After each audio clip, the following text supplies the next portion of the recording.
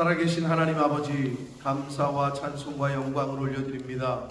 오늘도 저희들의 생명을 연장시켜 주시고 새로운 한 날을 허락하시고 저희들의 발걸음을 아버지의 집으로, 주님의 몸된 교회로, 이 은혜의 보좌 앞으로 옮겨주셔서 하나님께 찬송을 드릴 수 있는 복된 자리에, 기도를 드릴 수 있는 복된 자리에, 생명의 말씀을 들을 수 있는 복된 자리에 저희들을 불러주시니, 인도해 주시니, 이끌어 주시니 아버지가 감사합니다. 이 시간 하나님 앞에 하나님의 은혜로 말미암아 나온 저희들 한 사람 한 사람, 또 하나님의 은혜로 말미암아 이 말씀을 듣게 되는 한 사람 한 사람 위에 하늘문을 여시고 진리의 영으로 임하셔서 아버지, 우리가 깨달아야 될 걸 깨닫고 결심해야 될 걸 결심하고 행해야 되고 순종해야 될 것을 순종하고 행하는 오늘 한 날이 되어지도록 주님 은혜 내려 주옵소서. 아버지, 저희들의 결심 위에 성령 하나님 임마누엘로 함께해 주옵소서. 예수 그리스도 이름으로 축복하며 기도 올려옵나이다. 아멘. 자, 로마서 14장은 어제의 말씀을 여러분이 들으셨다면 믿음이 강한 자와 연약한 자가 있다는 거예요. 이 세상에는 어느 교회건 차이가 좀 나죠. 다르고 처음 믿은 사람이 있고 오래 믿은 사람이 있고 그렇단 말이에요. 그리고 뭐 꼭 신앙이 아니더라도 많이 배운 사람이 있고 배우지 못한 사람이 있고, 건강한 사람이 있고 건강하지 못한 사람이 있고 그렇단 말이에요. 영적인 이 신앙생활, 교회 생활에 있어서도 마찬가지다. 믿음이 강한 사람이 있고 연약한 사람이 있고, 그리고 믿음의 지경이 넓은 사람이 있고 좁은 사람이 있고 하단 말이에요. 같을 수가 없단 말이에요. 그래서 이 사도 바울은 이 말씀을 통해서 뭐를 교훈하시느냐? 각자가 믿음이 강한 사람이 연약한 자를 비판하지 말고, 믿음이 연약한 사람이 강한 자에 대해서도 뭐라고 하지 말고. 근데 우리가 그게 잘 안 되잖아요. 내가 없는 거, 내가 가지지 못한 거, 또는 나와 다른 거, 다른 것과 틀린 것과는 다른데 자기하고 다르면 틀리다고 생각하는 게 이제 그게 잘못된 거죠. 그래서 그렇게 차이가 난다는 걸 인정하고 서로가 비판하거나 정죄하거나 삿대질하거나 이런 거 하지 말라. 이제 그 얘기를 하는 거예요. 누구에게? 예수 믿는 사람들. 로마 교회에 있던 신앙생활을 시작하는 공동체, 오늘날 저와 여러분에게 동일하게 교훈하시는 거예요. 그래서 그 말씀과 이제 연이어서 이어지는 말씀인데, 음식 문제와 절기 문제가 있었단 말이에요. 근데 오늘날에는 그런 얘기를 좀 못 듣는데, 옛날에는 제가 어렸을 때는 그런 게 좀 있었어요. 기억이 나요. 옛날에 고사 많이 지났잖아요. 오늘날에도 고사를 지나는 것 같긴 한데 많이 없어진 것 같긴 해요. 뭐 개업할 때 돼지머리 올려놓고 뭐 하고, 뭐 돼지 입에다가 돈 꽂아놓고 뭐 이런 거를 예전에 많이 봤는데, 요즘에는 실제로 뭐 영국 살아서 그러나 내가 아무튼 잘 못 본 것 같아요.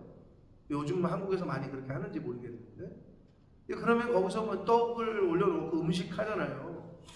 그러면 뭐 이게 고사떡인데 이걸 먹어야 되냐 말아야 되냐. 예? 또 교회 다니는 사람이 먹었으면 그거 고사 저기 절한 건데 그걸 먹으면 어떡하냐고. 그걸 또 먹는 사람한테 뭐라 그러고, 그 먹는 사람은 훔친 놀래가지고 그 뭐 토해낼 거요? 그러면 떡을 가져왔는데 그걸 버릴 거요? 그런 음식 문제나 절기를 지키는 문제에 대해서 이때에도 문제가 있었는데 오늘날에도 사실 이거 갖고 얘기하는 사람들이 있긴 있어요. 근데 성경의 교훈은, 성경을 읽어보면 분명해요. 믿음의 분량대로 생각하라고 앞에서도 말씀했잖아요. 대원칙은 뭐예요? 감사함으로 받으면 먹지 못할 게 없다. 근데 바울이 또 뭐라 그래요? 모든 것이 가하나 모든 것이 유익한 것이 아니에요. 모든 게 다 가능하나 유익이 안 되고 덕이 안 되면 굳이 먹지 말라는 얘기죠. 나 먹을 수 있지만 믿음이 연약한 사람이 보고 있네? 이걸 먹으면 시험 당할 것 같아. 그러면 안 먹을 수 있다는 거죠. 또 반대편 저 사람이 저쪽에서 생각하자면 저 사람이 믿음이 꺼리낌이 전혀 없어. 이걸 먹는 데 있어서. 떡은 떡이지. 예를 들면 칼은 칼이지. 도둑의 손에 들리면 사람을 상해하고 다치게 하는 칼이고 의사의 손에 들리면 사람을 살리는 칼이고. 그렇죠? 칼이 나쁜 거예요? 칼이 나쁜 건 아니에요. 칼은 가치 중립적이라는 거지. 떡이 쌀로 만든 떡인데 뭐 그게 뭐. 근데 이게 우상에 바쳐졌다 라고 생각해서 먹거리 껴진다. 안 먹어도 돼. 네? 근데 이거를 그러면 그렇게 따지면 어디까지 가냐? 옆집이 불교야. 근데 옆집이 이사 왔는데 불교네. 불자의 집 붙어있네. 우리는 무슨 교회 푸른나무 교회 붙어있는데 옆집에서 떡을 가져왔어. 이사 왔다고 드시라고. 불자의 집에서 준 떡을 나는 먹을 수 없다. 이게 버릴 거야 쓰레기통에? 그렇게 생각이 되시거든 버려. 근데 이거 아까운 걸 왜 버려? 감사함으로 먹어야지. 고맙습니다 하고 먹어야지. 그렇게 생각하면 먹어. 근데 만약에 그걸 갖고 약간 믿음이 연약한 사람이 시험 받을 것 같다. 그럼 어떻게 하냐? 그 사람 앞에서는 안 먹지 말어 굳이. 그 사람 간 다음에 먹어. 믿음이 전혀 그게 꺼리낌이 없다. 여러 가지를 얘기해주고 있단 말이에요 성경에서. 근데 교훈은 일맥상통해요. 성경이 말씀하고 있잖아요. 모든 것이 가능하나 모든 것이 유익한 건 아니다. 그러니까 덕을 세우는데 좀 그렇다. 그럼 하지 말라는 거죠. 나는 할 수 있지만 절제하라는 거죠. 네? 또 반대로 나는 꺼리 껴지는데 저 사람이 자유하다 그래서 왜 너는 자유해? 그러면 안 되지라고 강요하지도 말고 비판하지도 말고. 그리고 믿음이 연약한 자도 또 비판하지도 말라. 그 얘기예요 성경. 그러니까 어떻게 보면 굉장히 구체적인 실예를 그 당시에 논쟁이 됐었던. 근데 오늘날에는 별로 없는 것 같아요. 오늘날에는 주지도 않아서 그러나 이제는 같이 돌려먹고 나눠먹고 이런 것도 잘 안 하는 것 같기는 해. 제가 아는 목사님이 별거 아닌 것 같은데 때마다 명절 때라든지 꼭 명절 때는 어떻게 보면 그것도 당연한 건 아닌데 아파트 경비원 아저씨들이 그렇게 챙겼단 말이에요. 수고하신다고.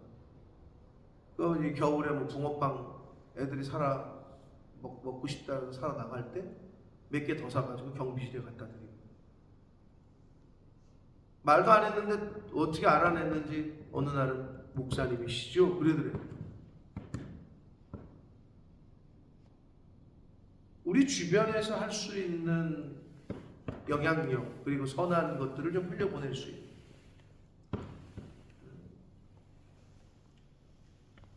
뉴스에 보면 아파트 경비원이 자기보다 아버지 뻘인데도 욕을 하고 삿대질하고 심지어 때리고 협박하고 이런 뉴스들이 들리는 판에 감사할 줄 알고 별거 아니지만 굉장히 별거죠.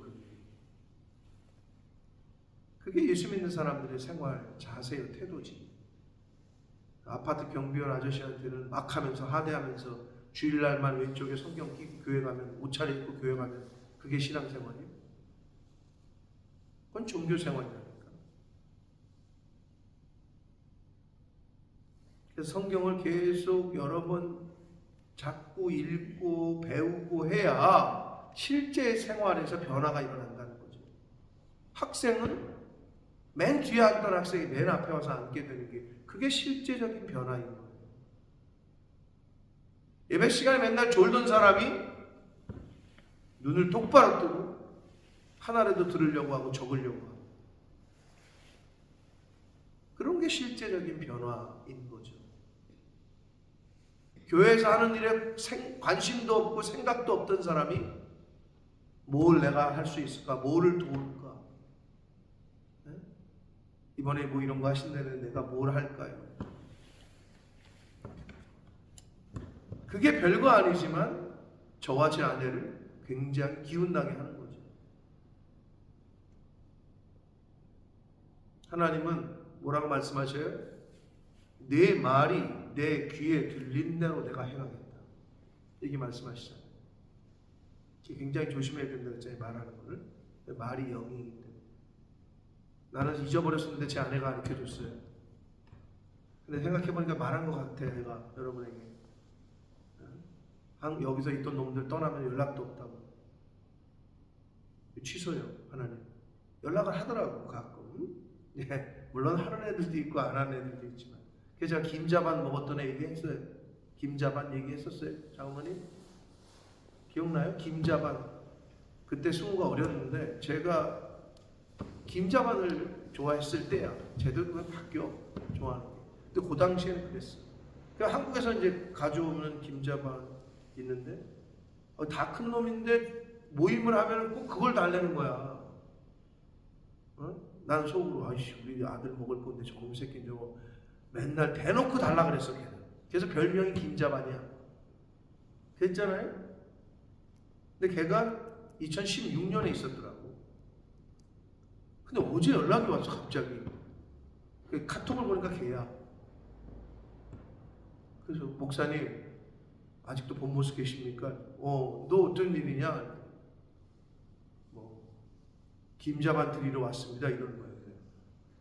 뭐라고? 너 어디야? 본모스래. 어떻게 된 거야? 결혼해가지고 신혼여행 와가지고 어제 도착했대. 그래서 어제 와가지고 오늘 간대.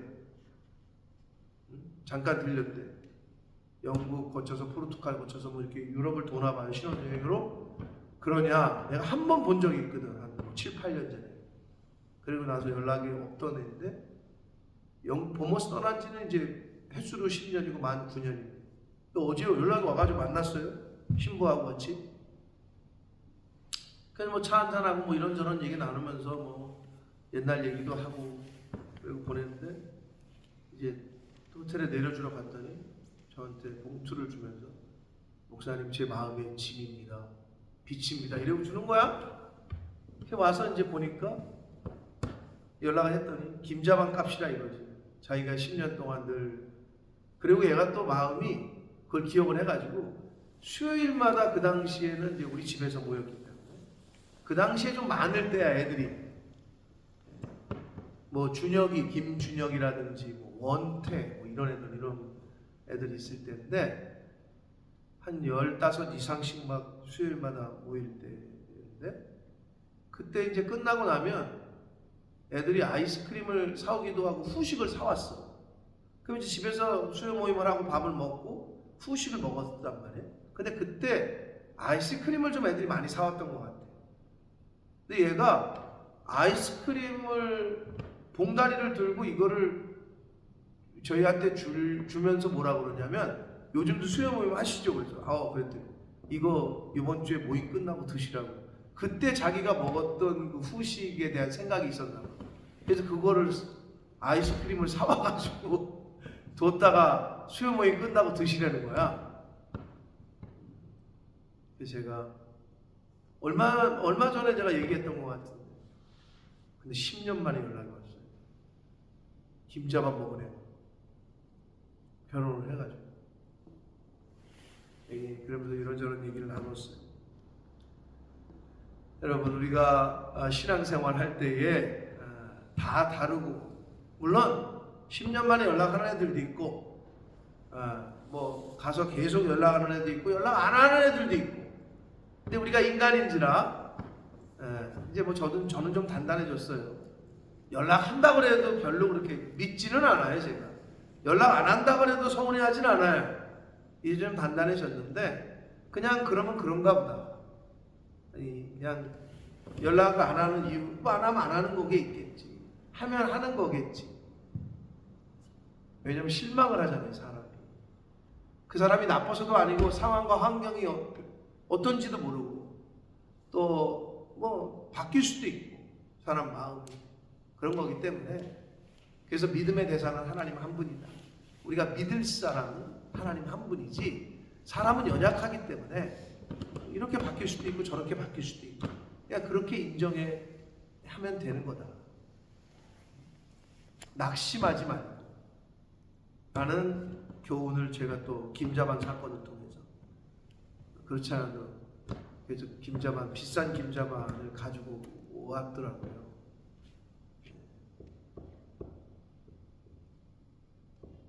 너무 감사하더라고요. 그래서 야 하나님이 또 여러 가지로 채우시네. 하나님 앞에 드릴 예물을 또 하나님이 준비해 주시네. 뭐 이런 마음으로 어저께 시간을 보내고 돌아왔는데 여러분 우리가 신앙생활 할 때에 자기하고 다르다 그래서 또 사람이 변한다 그래서 낙심할 필요 없다. 때가 되면 하나님이 채우시는 거고 보내시는 거다.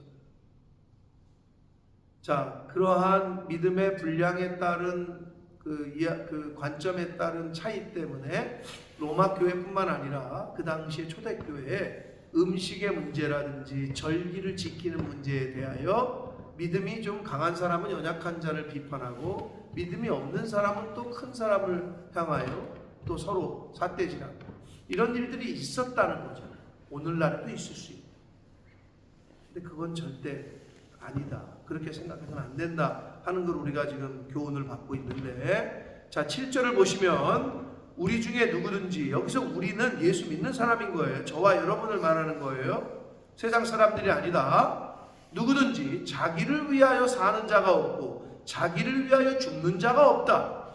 이게 성도의 자세여야 됩니다. 여러분이 인생을 살아가는 거 살아도 죽어도 나를 위하여 사는 것도 아니고 나를 위하여 죽어서도 안 된다. 여러분 세상에서도 자신을 희생하면서 나라를 위해 죽는 사람 그런 사람들을 나라가 기억하고 책임져주고 후손들을 돌보고 그게 제대로 된 나라죠. 나라를 위해서 헌신하고 죽었는데 그렇잖아요. 하나님의 나라는 어떨까? 세상 나라는 잊어버릴 수도 있고 빠질 수도 있고 그럴 수도 있어요. 근데 하나님의 나라는 하나님께서는 하나님의 나라를 위해서 살고 죽는 자를 외면하시지도 않고 잊어버리시지도 않습니다. 아멘. 우리가 성경에 그렇게 돼 있고 그게 아니면 우리가 이렇게 열심히 이 땅에서 말씀대로 살려고 노력할 필요가 없죠. 그래서 자기를 위하여 사는 자도 없고 자기를 위하여 죽는 자도 없는데 성도는 살아도 주를 위하여 살고 죽어도 주를 위하여 죽어야 된다. 왜냐하면 사나 죽으나 우리가 주의 것이기 때문이다 라고 말씀을 하고 있습니다. 그래서 성도는 말 그대로 거룩한 무리인 성도는 주를 위하여 살도록 구별되고 분별되고 거룩함 카도시 코데시 카도시 거룩 분별된 사람이다. 구별된 사람이다. 누가? 성도가 주를 위하여 살도록 구별된 자들이다 라는 아이덴티티가 있어야 됩니다. 9절을 보시면 이를 위하여 이게 무슨 말이에요? 성도가 주를 위하여 살고 또 주를 위하여 죽고 그 성도들을 주님의 것 하나님의 것이 되게 하기 위하여 그 말이에요. 그리스도께서 죽었다가 다시 살아나셨다. 이 말이 뭔 말이냐 하면 예수 그리스도의 부활이 없었다면 죽은 자의 하나님이지 산 자의 하나님은 될 수가 없다라는 거예요. 모든 종교는 거의 어떻게 보면 그 내세, 그리고 모든 종교를 믿는 그 창시자들이 다 죽었잖아요. 다시 살아났다고 주장하는 종교가 거의 없어요. 부처님이 다시 살아났다, 이런 게 불교의 경전에 없어요. 이 부활, 즉 예수 그리스도께서 죽었다가 다시 살아나신 이유는 이를 위하여, 즉 죽은 자와 살아있는 자의 하나님, 죽은 자의 하나님만이 아니라 살아있는 자의 하나님이 되시려고, 주가 되시려고 부활하셨다는 거예요. 이 얘기를 하고, 이게 굉장히 중요한 문제예요. 우리가 살아있는 동안에도 주님은 함께 하십니다. 그래서 뭐라 그랬어요? 내가 영원히 너와 함께 하리. 너 죽은 다음에 내가 좀 이 땅에서는 좀 고생해, 내가 죽은 다음에 알아서 너 이렇게 갚아줄게, 그게 아니라 살아있는 동안에 하나님은 함께 하신다. 그 말씀을 이제 9절에서 이렇게 산 자와 죽은 자의 주가 되려 하십니다 라고 하시면서, 그런데 네가 그런 성도이거늘 내가 어찌하여 네 형제를 비판하느냐, 어찌하여 내 형제를 업신여기느냐, 이런 문제가 있었던 거죠. 형제를 비판하고 예수 믿는 같은 공동체에 대해서 업신여기고, 그래서는 안 된다는 걸 교훈하면서 우리가 다 하나님의 심판대 앞에 서게 될 텐데 네가 어떻게 해? 네가 심판장이야? 네가 재판장이야? 왜 판단하고 비판하고 정죄하느냐? 그러면서 모든 인생은 하나님의 심판대 앞에 설 것을 얘기합니다. 히브리서 9장 27절에서도 히브리서 기자가 뭐라 그랬어요? 한 번 죽는 것은 모든 사람에게 정해진 것이고 그 후에는 심판이 있을 것이다 라고 말씀했잖아요. 그러니까 우리가 내가 재판장인 양 저 사람을 판단해서는 안 되는 거예요. 내가 심판자인 양 비판해서도 안 되는 거예요. 죄를 정해서도 안 돼요. 근데 우리가 부지불식간에 잘 모르는, 알기도 하고 모르기도 하고 부지불식간에 그렇게 행동하고 생각하고 말할 때가 있다는 거예요. 그래서는 안 된다라는 것을 말씀해 주시고 있습니다. 그러면서 이사야 45장 23절의 말씀을 인용하면서 기록되었을 때, 이사야 45장 23절에 기록되었을 때 주께서 이르시되 내가 살았노니, 죽은 자의 하나님만이 아니라 산 자의 하나님이세요. 모든 무릎이 내게 꿇을 것이요 모든 혀가 하나님께 자백하리라. 모든 무릎, 모든 혀, 한마디로 모든 인간이 한 사람도 빠지지 않고 하나님께 자백하게 될 거라는 거예요. 하나님, 재판장이신 하나님의 앞에서 무릎을 꿇고 하나님께 다 자백하게 될 거다. 숨길 수가 없다라는 거예요. 낱낱이 드러날 거다. 네가 품었던 생각, 네가 행했던 행동들 하나하나를 다 자백하게 될 거다. 그리고 이러므로 같은 말인데 11절, 우리 각 사람이 자기 일을 하나님께 짓고 하리라. 왜 사람이 사람을 속일 수는 있어요. 10길 물속은 알아도 한 길 사람 속은 모른대잖아요. 근데 하나님 앞에서는 그럴 수가 없다는 거죠. 자기 입으로 원하지 않지만 자기가 지은 죄를 다 고백하게 될 거라는 거예요. 그래서 회개의 영이 임했던 1910년도에 평양에 대붕이 일어났을 때, 말씀이 들어가고 평양에서 대붕, 성령의 바람이 불어 일어날 때, 길선주 이런 분들, 그러니까 말씀을 듣던 사람들이 일어나가지고 자기 치부를 다 드러내는 거예요. 제가 바람을 폈습니다. 제가 이런 죄를 졌습니다. 이거를 일반적으로 말하기 어렵잖아요. 그럼 다 얘기하는 거죠. 제 아내하고 제가 갔을 때인데 무슨 기도원인지도 몰라요. 기억나는지 모르겠네. 그 이 무슨 목사님 갔을 때 승우도 데려갔나? 승혁이만 데려갔나? 애들 어렸을 때 둘 다. 승혁이 다 데려갔죠. 근데 승혁이 그 자리에는 없었어. 걔네는 집회 참석 안 하고. 근데 승혁이 붙잡고 울던 기억이 나는데. 아니 그러니까 애들끼리 따로 했죠. 따로. 그렇죠. 근데 제가 어른들 집회 거기 무슨 기도원인데요. 어떻게 보면 이상하다고 그랬을 거예요. 나도 조금 그런 분위기는 막 집회를 하고 막 이렇게 회개 시간에 막 기도하는데 맨날 제 아내는 그 얘기 왜 하냐고 그러는데 당신도 있지 않았어요? 나는 좀 쇼크했거든요. 근데 막 사람들이 나와가지고 막 자기 죄를 고백하는데 그래서 내가 야 이게 심각하구나는 거. 벌써 이게 10여 년 전이에요.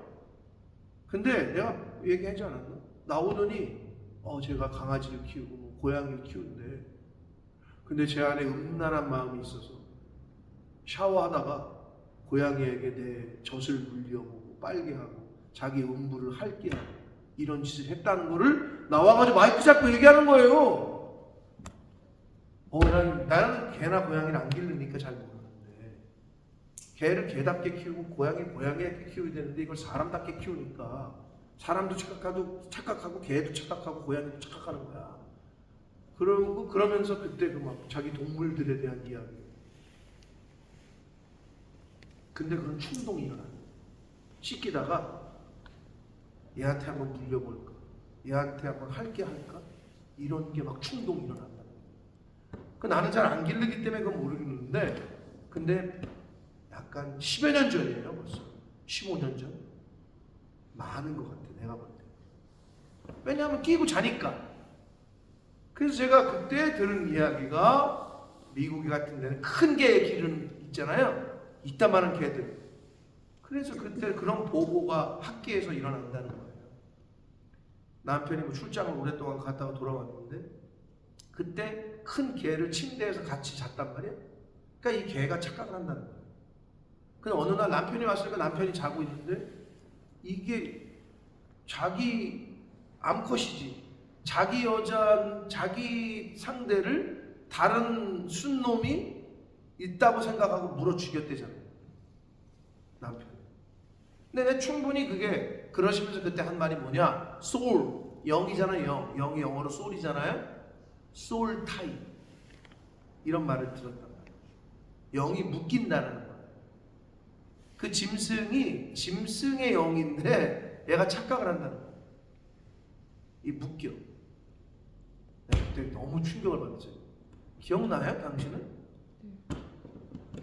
그래서 가끔 제가 이거를 예화로 얘기를 하는데 저는 충격적이었어요. 내가 안 키워가지고 난 잘 모르니까 그런 친밀감이 동물들하고도 생기겠죠. 당연히 키우면은 막 그러니까 애기라고 부르고 뭐 새끼라고 부르고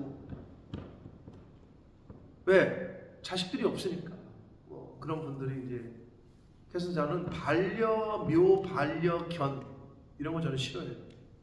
이런 거 얘기하지 말라는데 집사는 요즘 세상에 그런 말을 안 됩니다. 반려라는 말은 하나님이 인간에게 돕는 배필로 주신 거는 사람이지 동물이 아니에요. 근데 착각을 하고 있어 많은 사람들이. 내 인생의 반려자는 사람이에요. 이런 말 했다가는 이제 한국에서 여기서도 마찬가지겠지만 근데 사람들이 요즘 어때요? 사람을 반려자로 두기를 싫어해. 귀찮거든.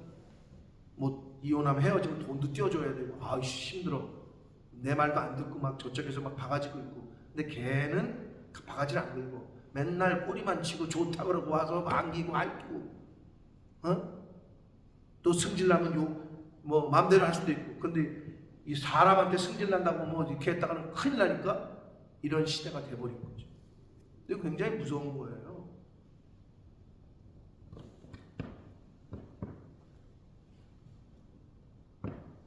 모든 무릎과 모든 혀가 하나님께 자백하고 고백하고 숨길 수가 없어. 여러분 회개의 영이 임했을 때는 하나님 앞에 다 토해내시라. 하나님. 근데 여러분 내가 토했는지 안 토했는지 잘 모를 때가 있죠. 예전에 내가 이걸 자백했나 안 했나. 근데 하나님은 다 아시니까 걱정하지 마시라. 근데 자꾸 생각나게 하시면 계속 하나님에게 회개하시라. 여러분 회개하고 싶어도 회개가 잘 안 돼요. 왜? 회개의 영이 임해야 회개가 되는 거예요. 써보라 그래도 잘 못 써요. 기억도 안 나고. 근데 회개의 영이 임하면 불현듯 내가 그때 했던, 어렸을 때 또는 뭐 청년의 때 다 기억이 나게 하시면서. 그럼 왜 기억나게 하시냐? 추억으로? 아니지. 회개하라. 회개의 영이 임해야 회개하시. 그것도 은혜다. 그래서 여기서 중요한 건 뭐냐면요, 12절에 우리가 각 사람이 자기 일을 하나님께 직고하리라 고백하게 될 거예요. 근데 여기서 뭐예요? 중요한 거는 동그라미는 어디에 쳐야 되냐? 각 사람. 아버지의 죄를 아들이 고백하는 것도 아니고 아들의 죄를 아버지가 대신 고백해 줄 수 있는 것도 아니에요. 구원은 인디비주얼적이에요. 아버지가 예수 믿는다 해서 아버지가 목사라도 내 자식이 당연히 천국 가? 아니에요. 자식이 예수 믿으니까 나도 덩달아 덤으로 1+1으로 나도 천국 가? 그런 거 아니에요. 구원도 개인적이고 회개도 개인적인 거예요. 각 사람이 각자가. 그래서 공동체적이 아니에요. 이거는 개별적이에요.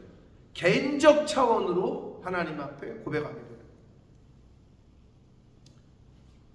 사랑하는 성도 여러분, 그래서 내가 그런 부모를 위해서, 예수 믿지 않는 부모와 예수 믿지 않는 자식을 위해서 중보 하나님 앞에 기도를 올려드릴 수 있어요.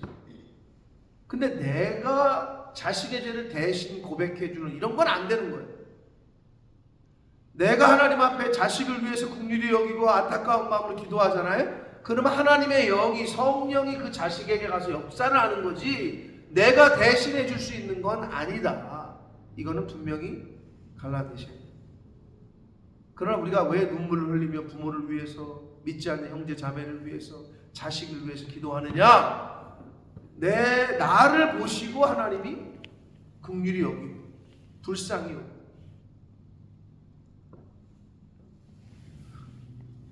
성경에 여러 군데 그게 있어요.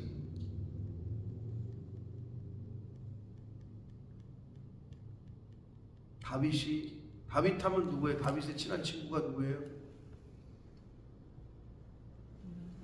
다윗과 요나단, 친한 친구의 이야기. 다윗과 요나단. 근데 요나단이 먼저 죽어요. 요나단이 다윗이 죽을 뻔할 때, 사울에게 죽을 뻔할 때 여러 번 살려주기도 하고 다윗 편에 섰어요. 친한 친구지. 요나단이 죽었잖아? 근데 요나단의 아들이 있어. 누구요? 무비보셋이라는 아들을 잘 돌봐. 이 다윗이. 하나님은 어떠시겠냐? 다윗이 요나단을 생각해서 아들 무비보셋을 돌본다. 근데 하나님은 어떠시겠냐? 저는 그래서 그게 은혜인 거예요. 예수 믿는 부모가 있어요? 그 가정에 태어났어요? 여러분의 선택이야? 그렇지 않아요. 근데 그게 은혜요 복인 거예요. 그럼 나는 아닌데? 그러지 말고 나부터 내 자식이, 이미 부모님 돌아가셨잖아요. 그럼 내 자식이 그런 은혜를 입을 수 있도록 내가 하나님 앞에 똑바로 서 있어야지.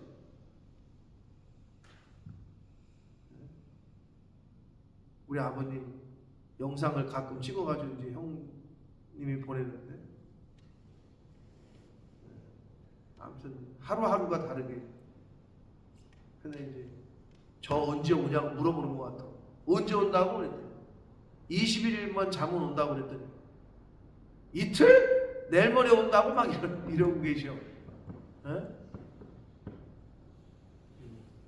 근데 이제 부모님을 생각하면 그 보여주셨던 신앙생활의 본들이 있어요. 가르쳐 주셨던 그런 게 내게 은혜고 복이었구나. 이걸 요즘 더 깨닫게 됩니다. 여러분 혹시 일대야? 신앙생활에? 저는 영원히 못 갖는 복이 있으니 일대의 복은 저는 가질 수가 없어요. 저는 그냥 태어났을 때부터 기독교 집안에 태어났기 때문에 저는 그 복이 없어요. 제 아내 같은 경우가 일대죠. 일대가 힘들기도 해요. 왜? 위가 쌓은 공덕이 없으니까. 근데 일대만이 갖는 복이 있다. 어려웠지. 근데 저는 그거를 받을 수가 없어요. 나는 그냥 어떻게 보면 부모님이 한 거를 그냥 어떻게 보면 그냥 저기 하는 거기 때문에. 여러분, 일대라고 해서 낙심하지 마시고. 그럼 내 자녀들, 내 후손들이 잘 될 수 있도록 여러분이 하나님 앞에서 바로 신앙생활을 하고 자녀에게 말씀을 가르치고 자녀를 위해서 울고 기도하고 하나님이 그걸 다 보고 계십니다. 아멘. 구원도 회개도 공동체적으로 하는 게 아니다. 각자 개인이다. 그러나 믿지 않는 부모와 자식과 형제를 위해서 눈물로 기도할 때 하나님이 그것을 다 보고 계시다. 그리고 하나님께서 때가 됐을 때 성령을 보내셔서 그 마음에 감화감동시키실 줄 믿습니다. 그래서 우리가 중보자로서의 역할을 하는 거지. 회개도 구원도 개인적. 그리고 하나님 앞에서는 다 숨길 수가 없이 토해내게 될 것이다. 그러니 부끄러운 하나님 앞에서 정말 부끄러운 짓을 옛날에 했다면 지금 다 회개하시고 회개의 영을 구하시고 하나님 앞에서 다 자백하고 돌이킬 수 있는 저와 여러분들 되시길 원합니다. 아멘. 그 돌이킴이 결국은 내 자녀들 후손들에게까지도 은혜로 흘러가게 될 줄 믿습니다. 그러한 믿음의 가문들, 가정들 되시기를 예수 그리스도 이름으로 축복합니다. 살아계신 하나님 아버지, 감사와 찬송과 영광을 올려드립니다. 아버지 하나님, 우리가 사나 죽으나 다 주의 것이로다. 우리 주님은 죽은 자의 하나님뿐만 아니라 산 자의 하나님이시다. 주님이시다 라고 말씀을 해 주셨습니다. 아버지, 예수 그리스도께서 부활하시지 않았다면 우리 모든 믿음이 헛것이다 라고 말한 사도 바울의 그 가르침을 기억합니다. 예수 그리스도께서 부활의 첫 열매가 되셨기에 우리들도 죽음이 끝이 아니라 새로운 시작의 출발점이 되는 것인 줄 믿습니다. 아버지, 그 믿음으로 살아가게 하시고 어떤 사람은 예수 믿는 집안에, 어떤 사람은 믿지 않는 집안에 보내졌는데 그것 또한 하나님의 뜻 안에 있을진데 아버지, 누구는 1대, 누구는 2대, 3대 아버지, 그러나 1대가 갖는 복을 2대, 3대들은 가질 수 없기에 아버지, 각자에게 주신 처소와 환경에서 내가 해야 될 역할을 하나님이 주신 은혜를 따라, 말씀을 따라 최선을 다해서 할 때에 그 후손들이 그 복을 받게 될 줄 믿습니다. 그러한 믿음의 감은 믿음의 가정들로 세워지도록 주여 은혜 내려 주옵소서. 아멘. 예수 그리스도 이름으로 축복합니다.